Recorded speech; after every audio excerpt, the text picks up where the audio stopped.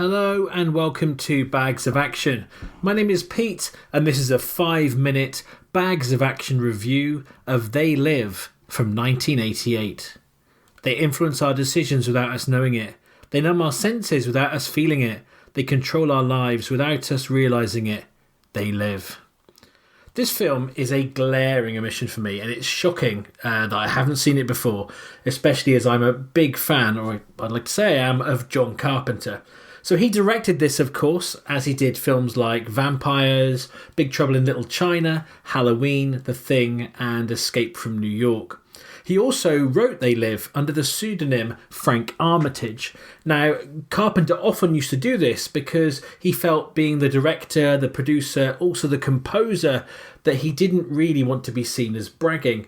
But for me, the fact that Carpenter does all those roles, although admittedly he doesn't write all of his movies, it's just what makes him so interesting. You know, I've owned a few of the soundtrack albums that he's done as well, and I just think the fact that he's so invested, not just in the visuals of the film, but also in the audio, makes him something very unique in the world of film. So anyway, so he wrote this. He adapted a short story by Ray Nelson, which was called 8 o'clock in the morning.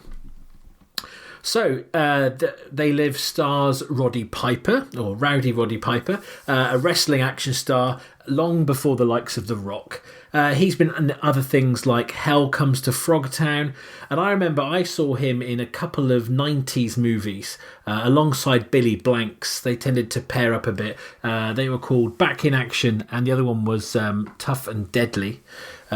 Also in this is Keith David from The Thing, Armageddon, Mr. and Mrs. Smith, and Transporter 2, among many, many, many other things.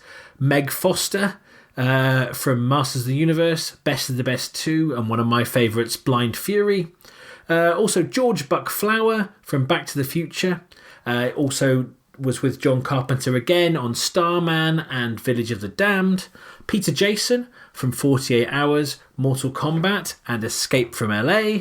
And Raymond St. Jacques, who's been in a ridiculous amount of TV and was also in Time Bomb and Voodoo Dawn. So as I said, it is criminal that I haven't seen this before, and I'm a little bit ashamed, really. I love John Carpenter movies, especially The Thing and Escape from New York, which was probably the first thing of his I saw. I remember that, like a late night TV showing, and being blown away by everything about that movie at quite a young age. As I say, I've also got some of his soundtrack albums too, so really I should have got to They Live before now, but at least I've rectified my mistake by finally watching it. IMDb calls this an action horror sci-fi thriller, so that ticks an awful lot of boxes for me.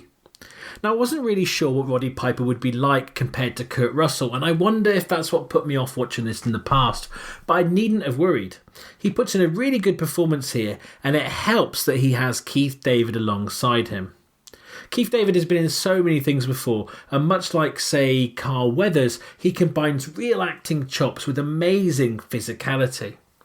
The fight between the two of them, which is pushing 6 minutes long, is as breathtaking as everyone always said. They spent 3 weeks rehearsing that, putting Piper's wrestling skills to good use, and turned what was originally a 20-second sequence into something much longer and much more memorable. That and some of the shootouts in this movie are really top-drawer action scenes that put this alongside the best of the genre. What Carpenter does brilliantly for me is to balance the B-movie moments with some really strong dramatic elements, and that's something he's done throughout his career. The opening scenes where Nada arrives, looks for work and ends up with the homeless is really poignant.